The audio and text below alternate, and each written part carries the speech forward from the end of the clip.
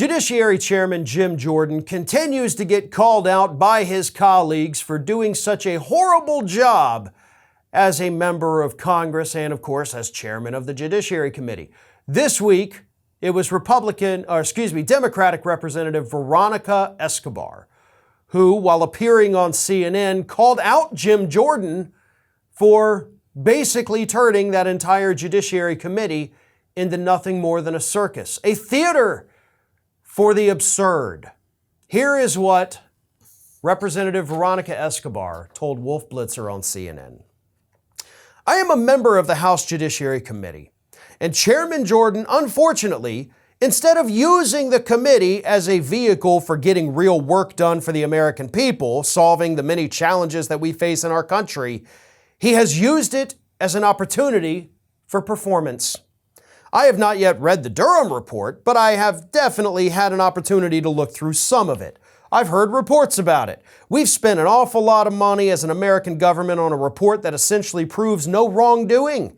But the fact that Chairman Jordan wants to just continue this shows their disinterest in really the work of governing. And it's that last line, their disinterest in the actual work of governing. That is something that I have been hitting on for years here at Ring of Fire. Because Republicans do not know how to govern. That is why Jim Jordan is behaving the way that he is. He knows that he's got nothing with these investigations. In spite of all of the Republicans and MAGA hat-wearing freaks out there celebrating the release of the Durham Report this week, they know, at least the ones with power, not the idiots on Twitter, they know it doesn't say what they're saying it says. They know that Durham did not recommend any criminal charges and that the only change he said should take place is that one person should have oversight of any investigation into a political figure. That's it. That's all he said.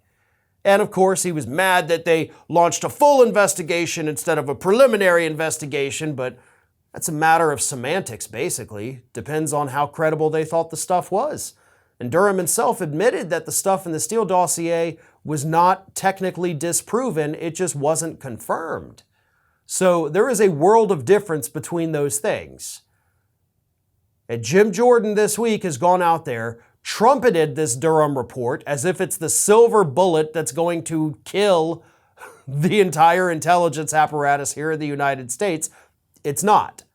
If y'all want to talk about the real problems with the intelligence apparatus of the United States, I'm here for that conversation. We have surveillance of American citizens. We have spying on environmental activists, spying on union activists. And this is stuff that goes back 100 years with these agencies in the United States. Those are the conversations I want to have. Those are the reforms we need to put in place. But instead, Jim Jordan doesn't want to address the real issues. So as Escobar correctly points out, he's sitting there with his little theater performance, pretending things are happening that are not actually happening. And the only reason he's doing that is because when it comes down to it, Jim Jordan doesn't actually know how to govern.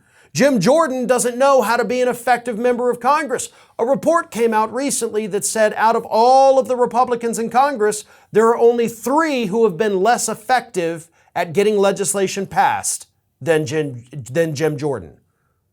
So when I say that he's bad at legislating, I'm also saying the statistics back that up. That's not my opinion of him. That is a concrete fact. Jim Jordan sucks. And his colleagues are making sure that the entire country knows that. This is Hattie.